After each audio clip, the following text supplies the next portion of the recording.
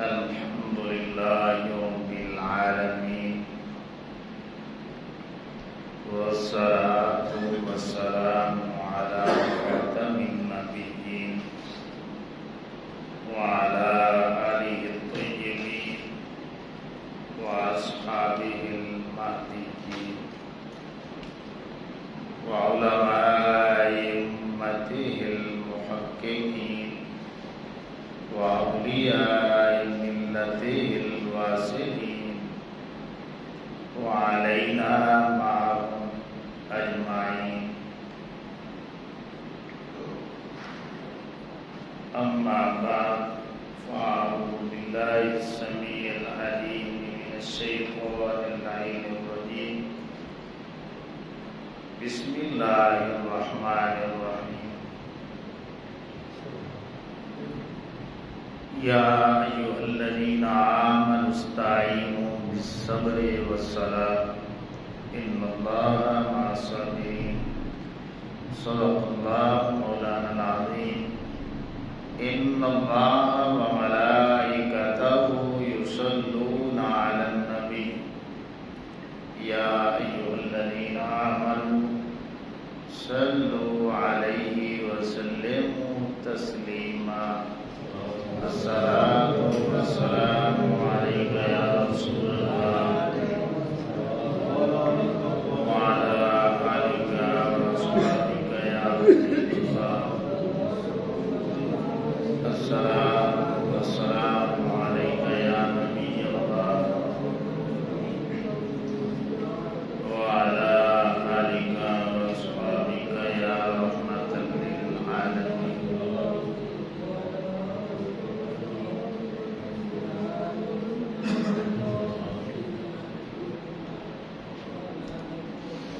حمد و صلاۃ کے بعد آپ تمامی احباب کو السلام علیکم ورحمۃ اللہ وبرکاتہ.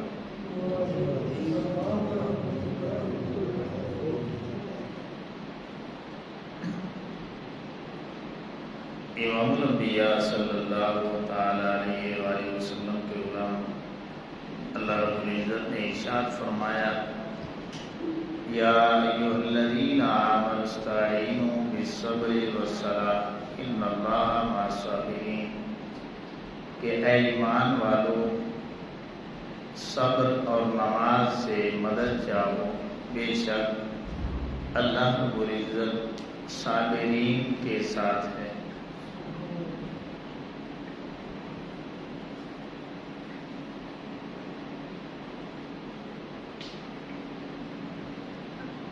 ایک بات جو میں سب سے پہلے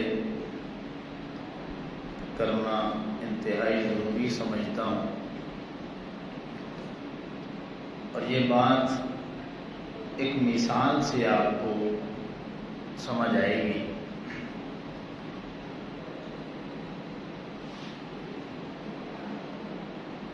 کہ اس دنیا میں کتنے ایسے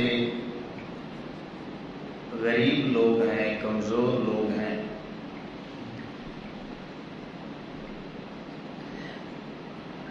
جو قتل ہو جاتے ہیں یا جنہیں قتل کر دیا جاتا ہے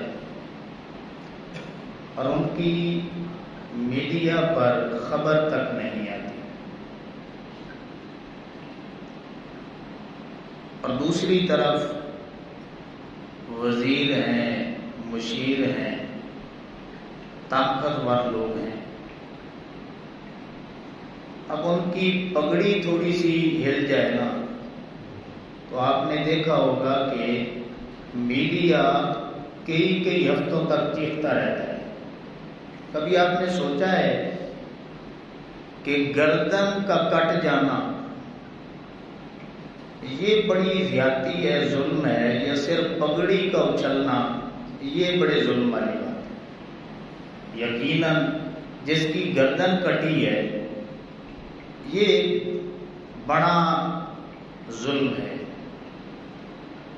تو کیا وجہ ہے کہ ہمارے معاشرے میں جس کی گردن کٹی ہے اس کا کوئی نام تک نہیں لیتا، اور صرف ادھر پگڑی اچھلی ہے تو میڈیا چیخ رہا ہے، اخباریں اور ان کے جو کالم ہیں ان لوگوں سے بھرے پڑے۔ تو جو ایک بالکل سادہ سی بات ہے جو ذہنوں میں آتی ہے کہ گردن چونکہ عام بندے کی کٹی ہے، بندہ عام ہے، کوئی جانتا تک نہیں، تو اس لیے اس کی خبر جو ہے نا وہ بھی عام بن گئی، جو بالکل سادہ سی بات ہے۔ تو چونکہ پگڑی ایک وڈیرے کی اچھلتی ہے، وزیر کی، مشیر کی، تو اخبار یا میڈیا جو ہے وہ کئی ہفتوں تک چیختا رہتا ہے۔ وجہ کیا ہے کہ یہ بندہ بڑا ہے، اگرچہ پگڑی اچھلنا اتنا کام نہیں ہے، اتنی زیادتی نہیں ہے، لیکن چونکہ بندہ بڑا ہے، واقعہ چھوٹا ہوا ہے، تو اس بڑے بندے نے واقعہ کو بھی بڑا بنا دیا۔ اب یہ مثال اگر آپ ذہنوں میں رکھیں اور پھر آپ جائیں میدان کربلا میں تو آپ کو پتہ چلے گا کہ یہ واقعہ بھی بہت بڑا ہے، واقعہ بھی بہت بڑا ہے، شہادت بھی بہت بڑی ہے، اور جس ہستی نے یہ شہادت اپنے رفقا کے ساتھ پیش کی ہے وہ ہستی بھی بہت بڑی ہے، واقعہ بھی بہت بڑا ہے، شہادتیں بھی بہت بڑی ہیں، اور شہادتیں دینے والی ہستیاں وہ بھی بہت بڑی ہستیاں۔ یہی وجہ ہے امام الانبیاء صلی اللہ علیہ وسلم کے غلاموں کہ امام علی مقام امام حسین رضی اللہ تعالیٰ عنہ کا یہ واقعہ 61 ہجری میں ہوتا ہے، تو کم و بیش 1400 سال گزرنے کے بعد بھی جب محرم الحرام کا مہینہ آتا ہے تو یوں لگتا ہے کہ یہ قریب واقعہ ہوا۔ حالانکہ ان 1400 سالوں میں کتنے واقعات ہیں جو اس سے بھی بڑھ کر رونما ہوئے، لیکن ان کا آج کوئی نام تک بھی نہیں لیتا اور کوئی جانتا تک بھی نہیں۔ وجہ یہ ہے کہ امام علی مقام امام حسین رضی اللہ تعالیٰ عنہ شخصیت بہت بڑی ہے۔ آج نہ کچھ لوگ یہ ذہنوں میں بات آتی ہے کہ واقعہ کربلا جو بیان کیا جاتا ہے تو آنکھوں سے کس نے دیکھا، یہ بہت بڑا سوال ہے۔ پھر کس نے بیان کیا ہے؟ اب یہ پچھلا واقعہ آپ کے ذہنوں میں ہوگا کہ شخصیت بڑی ہو تو پھر واقعہ بڑی دیر تک یاد رہتا ہے۔ وہ کیسے؟ اس کو مزید آسان انداز میں اگر میں آپ کو بتلاؤں کہ قائد اعظم محمد علی جناح رحمت اللہ علیہ آپ کو اس دنیا سے گئے ہوئے کتنا عرصہ ہو چکا ہے؟ کم و بیش سن 48 میں ان کا جو ہے وفات ہوتی ہے، 48 سے آپ بنا لیں کہ 52 اور یہ 23، کم و بیش 75-76 سال بنتے ہیں، لیکن آج بھی ایسے لوگ موجود ہیں جنہوں نے قائد اعظم سے ملاقاتیں کی، آج بھی بندے موجود ہیں، عینی شاہدین موجود ہیں، اس بندے کی جرت، بہادری اور اس بندے کا کردار بتانے والے آج بھی بندے موجود ہیں۔ علامہ اقبال کو اس دنیا سے گئے ہوئے مزید 10 سال اور لگا لیں تو کم و بیش 85 سال بنتے ہیں کہ سن 38 میں ان کا وصال ہوتا ہے۔ تو ایسے لگتا ہے ایک بار تو 24 گھنٹے کوئی نہ کوئی ان کا نام لے گا۔ تو بندہ بہت بڑا ہے، 100 سال نہیں 1000 سال گزرنے کے بعد بھی اقبال کا نام رہنا ہے کہ بندہ بہت بڑا ہے، قائد اعظم کا نام رہنا ہے کہ بندہ بہت بڑا ہے۔ یار یہ تو کوئی ہستیاں یہ بھی بہت بڑی ہیں، لیکن امام علی مقام امام حسین رضی اللہ تعالیٰ عنہ کے مقابلے میں تو ان کی کوئی حیثیت نہیں۔ تو جب یہ واقعہ امام علی مقام امام حسین رضی اللہ تعالیٰ عنہ کا رونما ہوتا ہے تو اس واقعہ سے پہلے کی خبریں بھی حدیثوں میں موجود ہیں۔ یار آپ کدھر تک بیٹھے ہیں؟ امام علی مقام امام حسین رضی اللہ تعالیٰ عنہ اس دنیا میں جلوہ گری نہیں ہوئی، آقا کریم علیہ السلام نے پہلے خبریں بندہ کتنا بڑا ہے کہ ابھی دنیا میں آمد ہی نہیں ہوئی تو آقا کریم علیہ السلام ان کی شانیں بتا رہے ہیں، پھر پیدا ہوئے ان کی شہادت کی خبریں ہیں۔ صحابہ کرام بیان کرتے ہیں کہ ہم نے آقا کریم علیہ السلام سے امام علی مقام امام حسین رضی اللہ تعالیٰ عنہ کی اس قدر خبریں سنی شہادت کی کہ ہم صحابہ میں سے کسی ایک صحابی کو بھی شک تک والی بات نہیں تھی کہ یہ جو شہزادہ ہے اس نے میدان کربلا میں شہید ہونا ہے۔ جس کی شہادت کی خبریں آقا کریم علیہ السلام دے کر کے اس دنیا سے جا رہے ہیں، وہ بندہ کتنا بڑا ہوگا، وہ شخصیت کتنی بڑی ہوگی۔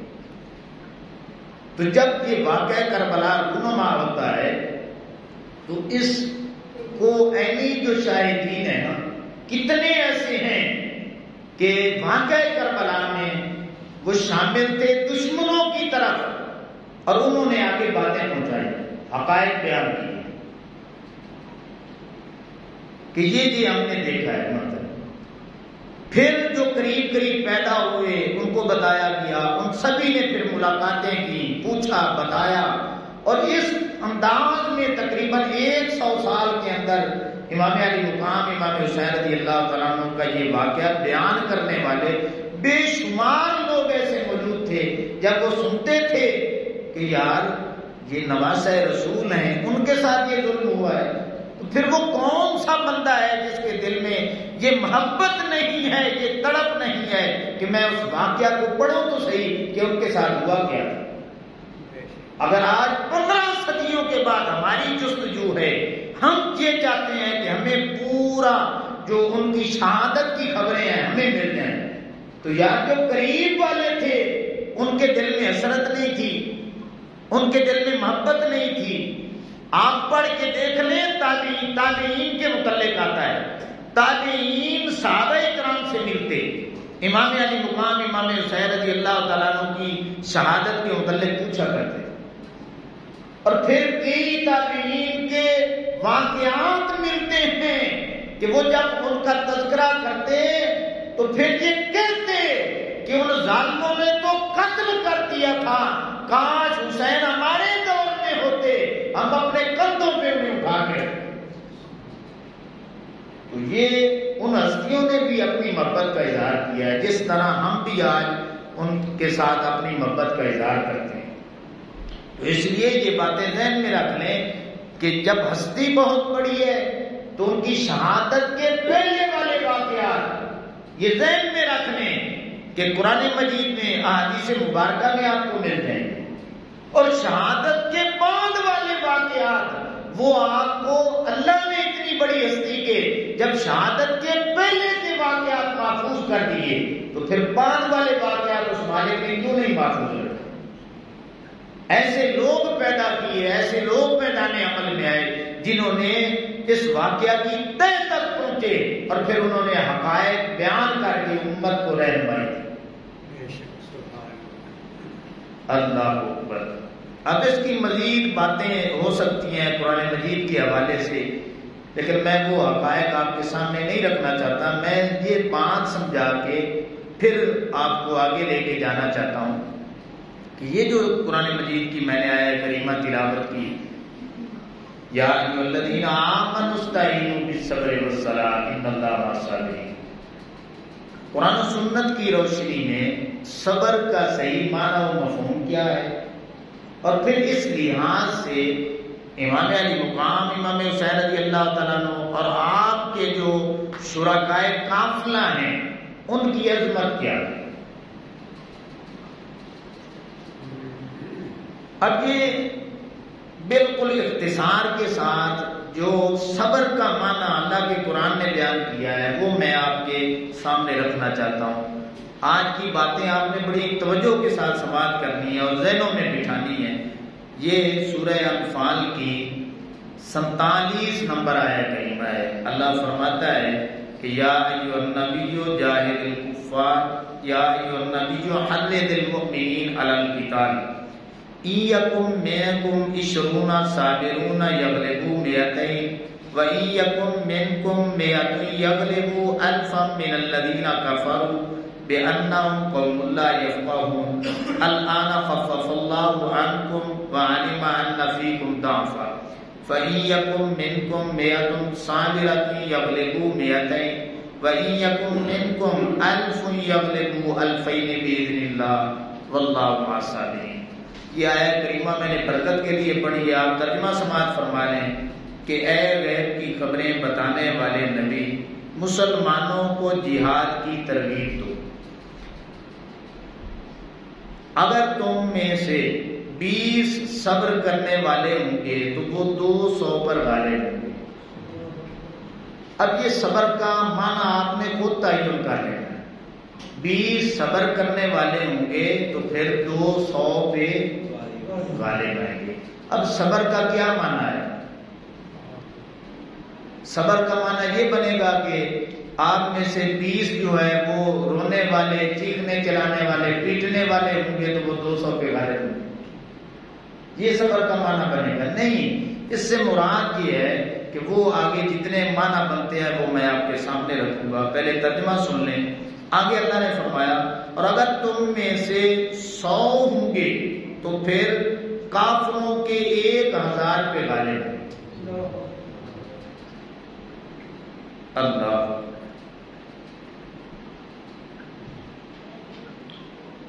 200 ہوں گے تو کتنوں پہ غالب ہوں گے؟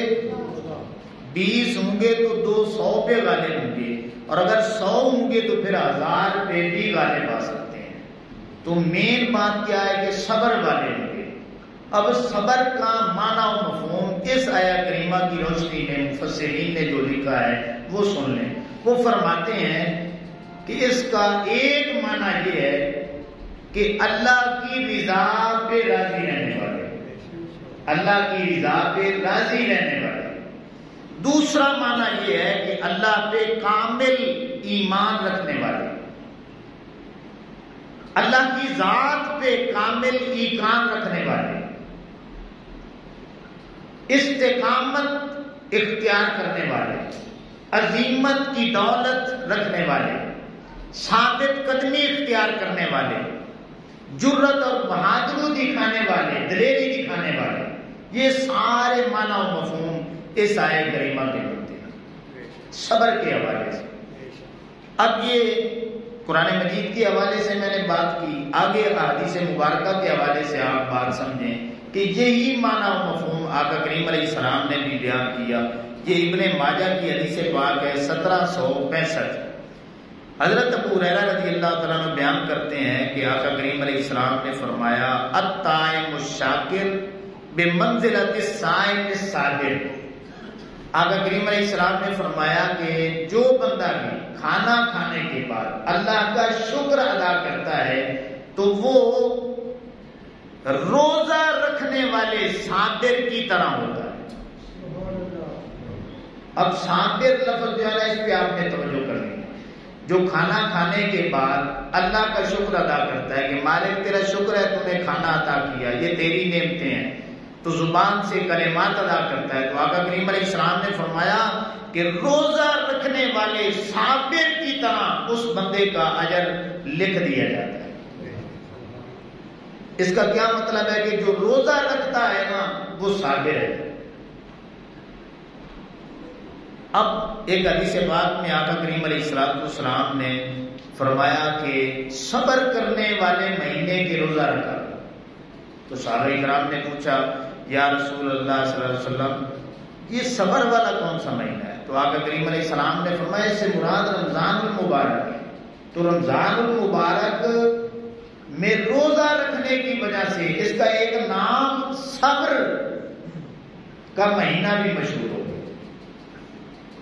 اللہ اکبر۔ پھر تیسری حدیث پاک جو کہ مشکات میں 296 نمبر پہ ہے کہ آقا کریم علیہ السلام نے فرمایا کہ وَالصَّوْمُ نِصْفُ الصَّبْرِ، کہ جو روزہ دار ہے نا سمجھ لیں کہ آدھا صبر اس کے پاس ہے۔ اب یہ جو صبر بار بار آ رہا ہے کہ روزہ دار کو صابر کہا گیا ہے۔ اب جو روزہ رکھتا ہے وہ کمزور بندہ رکھتا ہے یا جسمانی طاقتور بندہ رکھ سکتا ہے؟ ایمان سے بنائے تو روزہ روزہ کمزور بندہ رکھ سکتا ہے، جس کی صحت ہی نہیں ہے، جان ہی نہیں ہے اور کمزور بندہ ہے تو وہ روزہ نہیں رکھتا۔ تو صحت مند بندہ، طاقتور بندہ، جسمانی طور پہ جو مضبوط بندہ ہے وہ روزے رکھتا ہے۔ تو آقا کریم علیہ السلام فرما رہے ہیں کہ جو روزہ رکھتا ہے وہ صبر کرنے والا ہے، اور صبر والا کون ہو سکتا ہے؟ جو جسمانی طور پہ مضبوط ہوگا وہی روزہ رکھے گا، جو روزہ رکھے گا وہی صابر ہوگا۔ تو اب صبر کا تعین حدیث مبارکہ کی روشنی میں آپ خود کر لیں کہ صبر کا معنی یہ بنتا ہے کہ جو طاقتور ہو، جسمانی طور پہ مضبوط ہو، دلیر ہو، جس کا اللہ پہ کامل ایمان ہو، مضبوط ایمان ہو، کامل ایقان ہو، کامل یقین ہو، ثابت قدم رہنے والا ہو، عزیمت کا پہاڑ ہو، استقامت کا پہاڑ ہو، ثابت قدمی اختیار کرنے والا ہو، قرآن اور احادیث مبارکہ میں اس کو صابر کہتے ہیں۔ اللہ اکبر۔ اور پھر ایک پرانی مثال بھی آپ کو میں دینے لگا ہوں کہ آپ نے بڑا مشہور واقعہ سن رکھا ہے کہ حضرت یعقوب علیہ السلام نے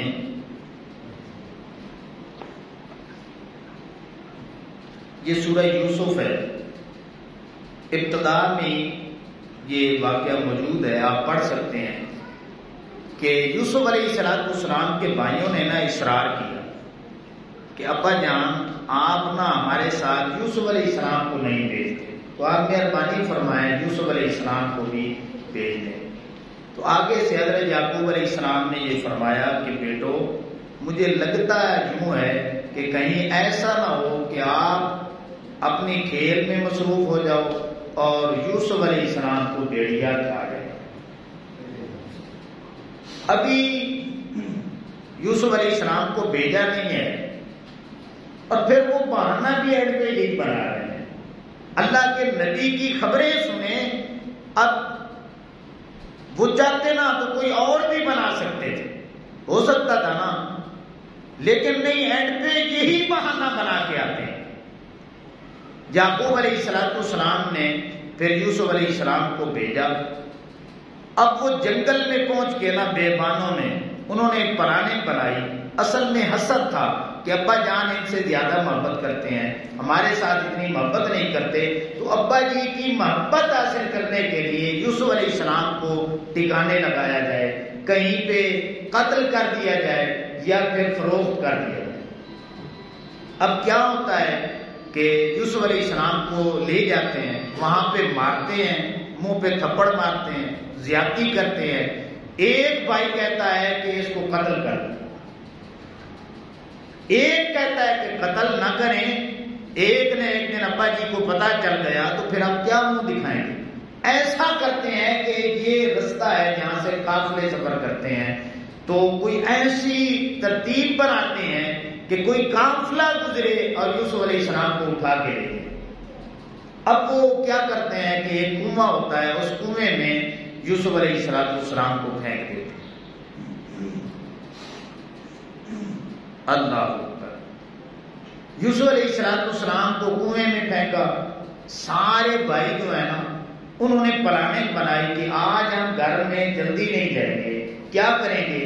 انہوں نے ایک جانور ذبح کیا، بھیڑ کو ذبح کیا، اور یوسف علیہ السلام کا کرتا تو انہوں نے اتار لیا تھا، تو وہ بھیڑ کا خون جو ہے نا انہوں نے اس کپڑے پہ لگا دیا، قمیض پہ لگا دیا۔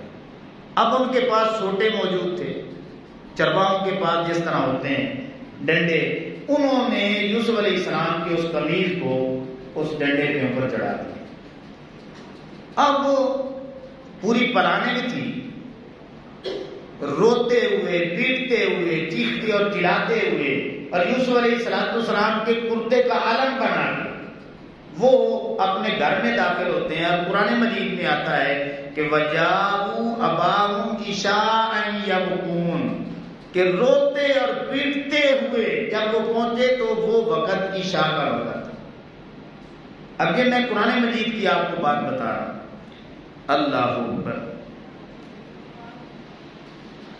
اب یعقوب علیہ السلام نے پوچھا، بیٹوں آج کیا وجہ ہے کہ روتے ہوئے، پیٹتے ہوئے، چیختے چلاتے ہوئے اور علم نکالتے ہوئے جلوس کی شکل میں آ رہے، کیا وجہ ہے؟ تو وہ کہنے لگے کہ ابا جی یوسف علیہ السلام کو تو بھیڑیا کھا گیا، وہی معنی لگا ہے۔ اب دو کردار ہیں جن کو اللہ کا قرآن بیان کرتا ہے۔ ایک وہ لوگ ہیں جو جھوٹے ہیں، ظلم کرنے والے ہیں، وہ کیا کرتے ہیں؟ روتے ہوئے آتے ہیں، پیٹتے ہوئے آ رہے ہیں، چیختے چلاتے ہوئے آ رہے ہیں، علم نکال کے آ رہے ہیں، خون بھی لگا ہوا ہے۔ دوسری طرف اللہ کا نبی ہے یوسف علیہ السلام ادھر کنویں میں ہیں، بھائی اپنا پورا ڈرامہ رچا کے اپنے ابا جی کے پاس جاتے ہیں۔ ادھر یعقوب علیہ السلام جو کہتے ہیں اللہ نے اس کو قرآن بنا کے اتار دیا۔ ادھر جو جھوٹے ہیں ان کا واقعہ ہے کہ وہ بہانے بنا رہے ہیں، بے صبری دکھا رہے ہیں۔ یعقوب علیہ السلام کا کردار اللہ کا قرآن بیان کرتا ہے کہ قال بل سولت لكم انفسكم امرا فصبر جمیل۔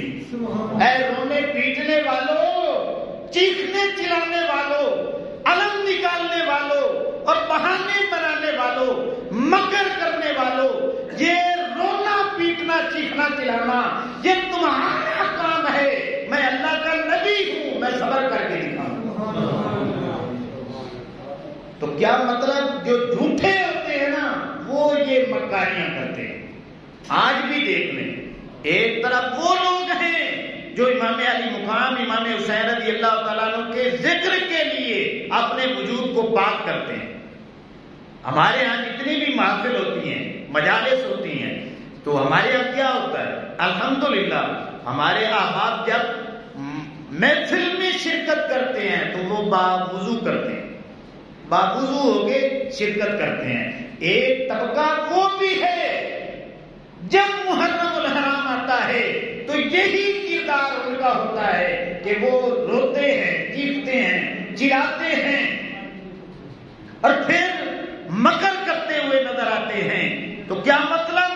ایک طرف جھوٹوں کی مکاری ہے، ایک طرف نبیوں کی سنت موجود ہے۔ یوسف علیہ السلام فرما رہے ہیں کہ میں اللہ کا نبی ہوں، صبر کر کے دکھاؤں گا۔ کیا مطلب؟ جرأت اور بہادری کے ساتھ اللہ نے یہ جو امتحان لینا ہے نا، میں اس امتحان میں پاس ہو کر کے دکھاؤں گا۔ بے صبری تم کرو، میں صبر کر کے دکھاؤں گا۔ اللہ اکبر۔ تو یہ قرآنی واقعہ بھی ہمیں بتا رہا ہے کہ صبر جو ہے نا، اب یہ صبر کتنا تھا؟ 40 سالوں کے بعد حضرت یعقوب علیہ السلام کی پھر ملاقات ہوتی ہے۔ تو 40 سال حضرت یعقوب علیہ السلام نے جو صبر کیا ہے، وہ قرآن کی روشنی میں یہ بات بنتی ہے کہ یعقوب علیہ السلام کا اللہ پہ کامل ایمان تھا، اللہ کی رضا پہ راضی بھی تھے، اللہ پہ کامل ایمان بھی تھا، ثابت قدم بھی تھے۔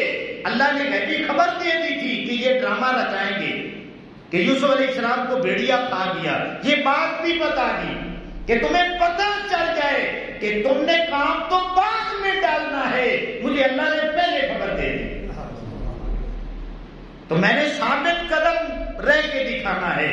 یہ میرا بھی امتحان ہے، میرے بیٹے یوسف علیہ السلام کا بھی امتحان ہے، تو میں یہ امتحان رو پیٹ کے نہیں دوں گا، بلکہ دلیری کے ساتھ اس امتحان کو میں کامیاب کروں گا۔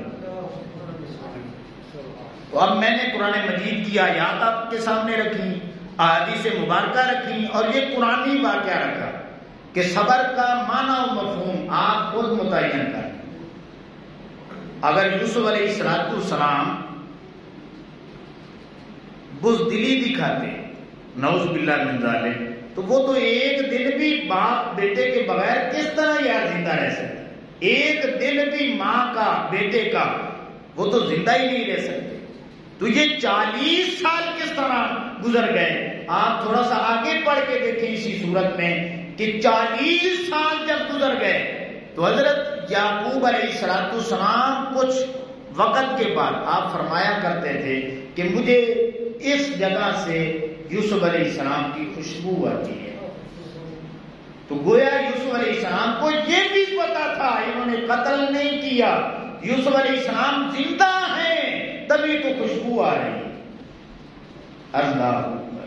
تو اس لیے امام الانبیاء صلی اللہ تعالی علیہ وسلم کے غلاموں آگے چلیں. جب 10ویں کی رات آتی ہے اور امام علی مقام امام حسین رضی اللہ تعالیٰ عنہ جب آخری خطبہ اپنے ہی قافلے والوں کو دیتے ہیں تو جو باتیں امام نے ارشاد فرمائیں کہ یار سبھی چلے جائیں, سبھی چلے جائیں, ان کی دشمنی میرے ساتھ ہے, یہ میرے خون کے پیاسے ہیں, میں سبھی کو اجازت دیتا ہوں, سبھی چلے جائیں. علماء نے لکھا ہے کہ امام علی مقام امام حسین رضی اللہ تعالیٰ عنہ 10ویں کی رات سبھی کو جو اجازت دے رہے ہیں نا, یہ بات اس بات کی غمازی ہے, عکاسی کرتی ہے کہ امام علی مقام امام حسین رضی اللہ تعالیٰ عنہ بتانا یہ چاہتے تھے کہ میرے قافلے میں تم جو شامل ہو چکے ہو یہ تمہاری خوش نصیبی ہے, ورنہ ان بے ایمانوں سے لڑنے کے لیے میں اکیلا ہی کافی ہوں. اللہ. تو امام الانبیاء صلی اللہ تعالی علیہ وسلم کے غلاموں جب یہ قافلہ مدینے سے چلتا ہے تو مدینے سے کتنے احباب ہیں جنہوں نے شرکت کی, رستے میں شرکت کی, مکہ پہنچے, مکہ میں شریک ہوئے, پھر مکہ سے کوفہ پہنچے, رستے میں لوگ ملتے گئے, کوفہ میں بھی کچھ لوگوں نے شرکت کی, اور جب یہ قافلہ کربلا میں پہنچا اور 10ویں کا دن طلوع ہوا تو جو آخری شخصیات اس قافلے میں شریک ہوئیں, آپ جانتے ہیں کہ امام علی مقام امام حسین رضی اللہ تعالیٰ عنہ نے 10ویں والے دن جب خطبہ ارشاد فرمایا اور اتمام حجت قائم کرنے کے لیے آخری باتیں یزیدیوں سے کی, تو اس کے نتیجے میں جو ہستیاں امام علی مقام امام حسین رضی اللہ تعالیٰ عنہ کے قافلے میں شریک ہوئی وہ 3 ہستیاں تھیں. آپ جانتے ہیں ایک کا نام حر ہے, ایک ان کے بھائی ہیں, ایک ان کا غلام. یعنی مدینہ سے لوگ شامل ہو رہے تھے, مکہ میں بھی شامل ہوئے, کوفہ میں بھی شامل ہوئے, اور یہ آخری ہستیاں بالکل عین لڑائی سے تھوڑی دیر پہلے یہ قافلے میں شریک ہوئی. اور اب جو ہے نا میں آپ کو 2-3 شخصیات کے واقعات سنانا چاہتا ہوں کہ ان ہستیوں نے کس انداز میں, کس جرت اور بہادری کے ساتھ انہوں نے امام علی مقام امام حسین رضی اللہ تعالیٰ عنہ کا ساتھ دیا. حضرت حر رضی اللہ تعالیٰ عنہ جب حقائق جان چکے کہ ایک طرف اللہ اور اس کے رسول صلی اللہ علیہ وسلم کی رضا ہے, ایک طرف ناراضگی ہے, ایک طرف امام علی مقام امام حسین رضی اللہ تعالیٰ عنہ کی ذات ہے, دوسری طرف یزید جیسا بد کردار ہے, ایک طرف جنت ہے, دوسری طرف دوزخ ہے. آپ نے دل میں یہ فیصلہ کیا کہ میں قافلہ حسینی میں شامل ہو کر کے اللہ اور اس کے رسول صلی اللہ علیہ وسلم کی رضا حاصل کر کے میں جنت کا مسافر بنوں. سارے اونچی آواز سے بولیں.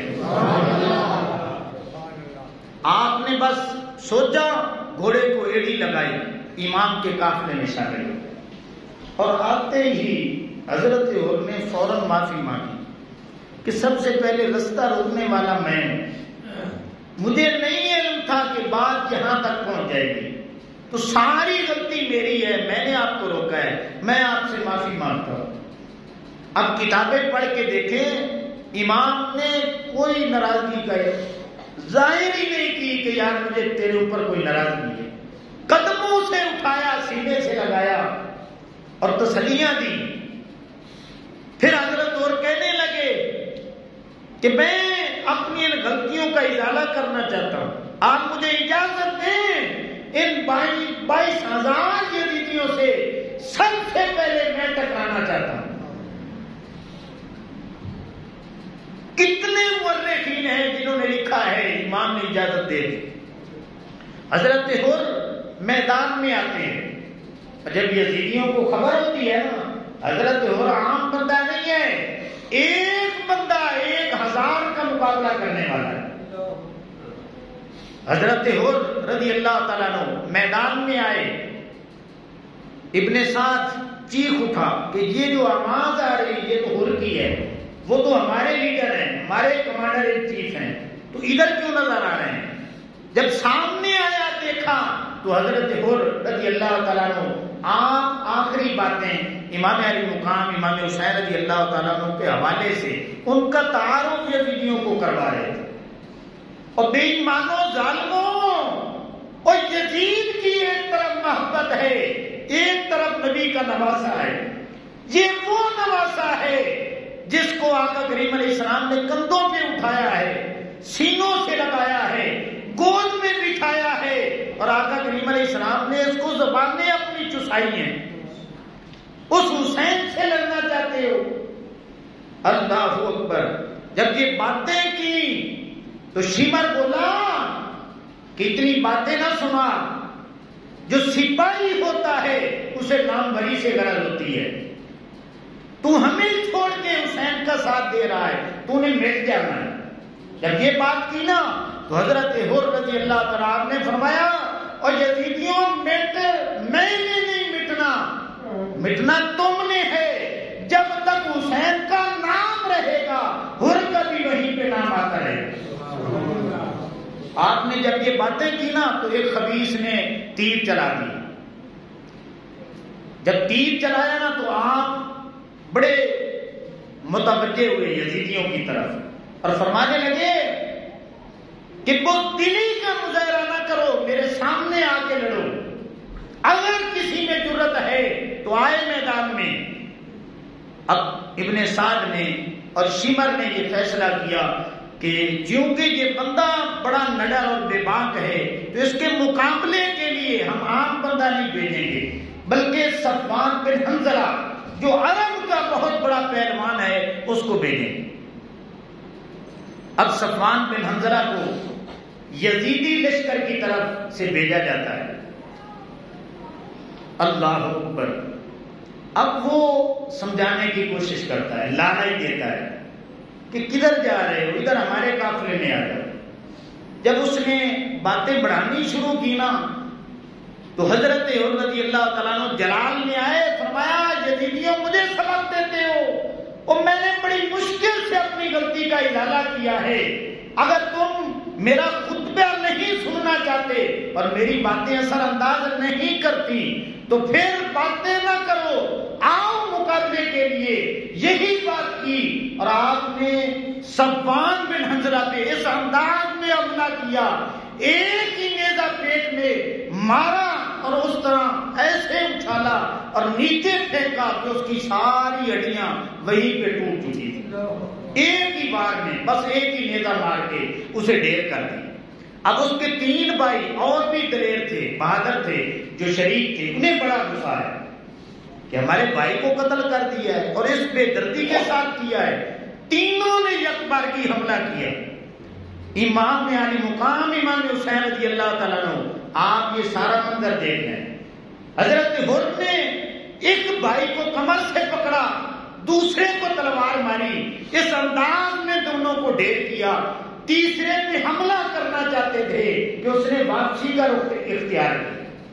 حضرت حر نے پیچھے حملہ کیا، اسے بھی ڈھیر کیا، اور امام علی مقام امام حسین رضی اللہ تعالیٰ عنہ کی خدمت میں آئے اور کہنے لگے حضور ایک دفعہ کہہ لیں کہ میں حر پہ راضی ہوں، میں حر پہ راضی ہوں. اب کتابوں میں آتا ہے کہ امام علی مقام امام حسین رضی اللہ تعالیٰ عنہ بڑے عجیب جملے ارشاد فرمایا، نام انت حر، حر عربی کا لفظ ہے جس کا معنی ہے تو آزاد ہے، اور تو پہلے ہی جہنم سے آزاد ہے. آپ نے یہ ارشاد فرمایا انت حر، اور تیرا نام بھی حر ہے اور اللہ نے تجھے جہنم سے آزاد بھی کر دیا. اب امام الانبیاء صلی اللہ علیہ وسلم کے غلاموں حضرت حر رضی اللہ تعالیٰ عنہ جب حملہ کرتے ہیں یزیدی فوج پہ اس انداز میں کرتے ہیں کہ جدھر جاتے ہیں سروں کو کاٹ کے رکھ رہے ہیں. ایک خبیث نے دیکھا کہ گھوڑا جدھر جاتا ہے بس سروں کی فصلیں کاٹتا جا رہا ہے، کوئی ایسی تدبیر کریں کہ یہ گھوڑے سے گر جائیں. اس بدبخت نے گھوڑے کی ٹانگیں کاٹی. حضرت حر زمین پہ تشریف لے کے آئے. اب ہزاروں کے مجمع میں حضرت حر نے ایسی تلوار چلائی کہ سبھی کو فنار کیا. پھر گھوڑے کو آپ نے دیکھا کہ گھوڑا بھی وہیں پہ لیٹا ہے، ٹانگیں کٹ چکی ہیں، ان یزیدیوں کو ٹکانے لگا کے پھر ایک رخ امام کی طرف کیا. امام علی مقام امام حسین رضی اللہ تعالیٰ نے اپنی سواری پیش کی، حضرت حر کو اپنا گھوڑا عطا کیا. حضرت حر پھر دلیری کے ساتھ ایک دفعہ میدان میں اترے، للکارا، یزیدیوں کا کوئی بندہ سامنے نہیں آیا. اب شمر بولا، ابن سعد کی آواز آنے لگی، کیا کہا؟ اے نامرادو، اور صرف ایک بندے کا مقابلہ نہیں کر سکتے؟ اس ایک بندے نے تمہاری صفوں کی صفیں کاٹ کے رکھ دی ہیں. اگر تم مقابلہ نہیں کر سکتے تو فرات میں ڈوب کے مرو. اگر اکیلا مقابلہ نہیں کر سکتے تو یکبارگی حملہ کر لو. اب کیا ہوا کہ یکبارگی حملہ ہوتا ہے اور یہ حسینی قافلے کا پہلا شہید وہیں پہ آپ کی شہادت ہو جاتی ہے. اللہ اکبر. اب ان کے متعلق پڑھ کے دیکھیں، 1 2 10 15 20 100 200 نہیں، جہاں پہ بھی پڑھیں گے ہزاروں کی تعداد میں صرف ایک حضرت حر نے یزیدیوں کو فنار کیا. آپ نے کبھی سوچا ہے کہ 72 بندوں سے مقابلے کے لیے وہ 22,000 کی تعداد کیوں لے کے آ رہے ہیں؟ ان کو پتا ہے کہ ایک ایک بندے کی جرت اور بہادری وہ پہلے بھی جانتے ہیں کہ ایک ایک ہستی کا مقابلہ کرنا مشکل ہے. اللہ اکبر. ایک پنجابی کا شعر میرے ذہن میں آ رہا ہے، کسی نے کیا خوبی کہا ہے کہ ہر دی قسمت وانگوں شالا ہر دی قسمت ہوگی. ہر دی قسمت وانگوں شالا ہر دی قسمت ہوئے، دن چڑے وچ دوزخ دے تے شام بہشتی ہو گئے. جب 10ویں کا دن چڑھا تھا تو حضرت حر دوزخ کی طرف جا رہے تھے. ابھی شام نہیں ہوئی، ایمان پہ جان واری ہے تو جنت کے مسافر بن چکے. اللہ اکبر. تو امام الانبیاء صلی اللہ تعالیٰ علیہ وسلم کے غلاموں، یہ صرف اور صرف میں نے حضرت حر رضی اللہ تعالیٰ عنہ کی بہادری کے حوالے سے آپ کو ان کی بہادری، ان کے کارنامے میں نے بتائے ہیں کہ کس انداز میں انہوں نے جرت اور بہادری کا مقابلہ کس انداز میں کیا. اور میں آپ کو ایمانداری کے ساتھ ایک بات بتاؤں کہ عرب معاشرے میں جنگی قوانین جو تھے نا، جنگی قوانین، انہوں نے اس کو بھی پامال کر دیا. تمام مورخین نے لکھا ہے کہ اگر جنگی قوانین کی پاسداری کی جاتی، جنگی قوانین کی پاسداری کی جاتی تو اس 22,000 کے لشکر کے لیے صرف اور صرف حضرت حری کافی تھی. کہ جب یکبارگی حملہ ہوتا ہے تو پھر آپ کی شہادت ہوتی ہے. تنی تنہا آپ نے ہزاروں یزیدیوں کو ٹکانے لگایا. تو اس لیے امام الانبیاء صلی اللہ تعالیٰ علیہ وسلم کے غلاموں، اس لیے قرآن مجید بھی صبر کا جو مفہوم دے رہا ہے وہ جرت اور بہادری کے حوالے سے دے رہا ہے. آقا کریم علیہ السلام کی احادیث مبارکہ بھی صبر کا جو معنی و مفہوم ہے وہ دلیری کے حوالے سے دے رہی ہیں. دیگر انبیاء کرام کے جو واقعات ہیں وہ بھی دلیری پر مبنی ہے. یہ رونا، چیخنا، چلانا، بے صبری کرنا، یہ کام اللہ کی ناراضگی والے ہیں اور یہ جھوٹے لوگ کرتے ہیں. سچا بندہ جو ہوتا ہے وہ اللہ کے نبیوں کی سنت پہ عمل کرتا ہے، وہ بزدل نہیں ہوتا، وہ صبر کا دامن تھام کے رکھتا ہے. اور کچھ بھی ہو جائے، سب کچھ کرنے کے باوجود نتیجہ اللہ پہ چھوڑ دے. تو اس لیے امام الانبیاء صلی اللہ تعالیٰ علیہ وسلم کے غلاموں، انشاءاللہ یہ سفر مظفر ہمارا سارا ہم کوشش کریں گے مختلف اینگل سے ان کی عظمتیں، ان کی شانیں، ان کے مقامات بیان کرنے کی کوشش کریں. اللہ ہمیں ان ہستیوں کی محبت نصیب فرمائے اور انہی کے راستے پہ چلتے ہوئے ہم ساری زندگی جو ہے نا صبر کے ساتھ، دلیری کے ساتھ، ایمان کے ساتھ، ثابت قدمی کے ساتھ اللہ ہمیں بھی گزارنے کی توفیق عطا فرمائے. وما علینا الا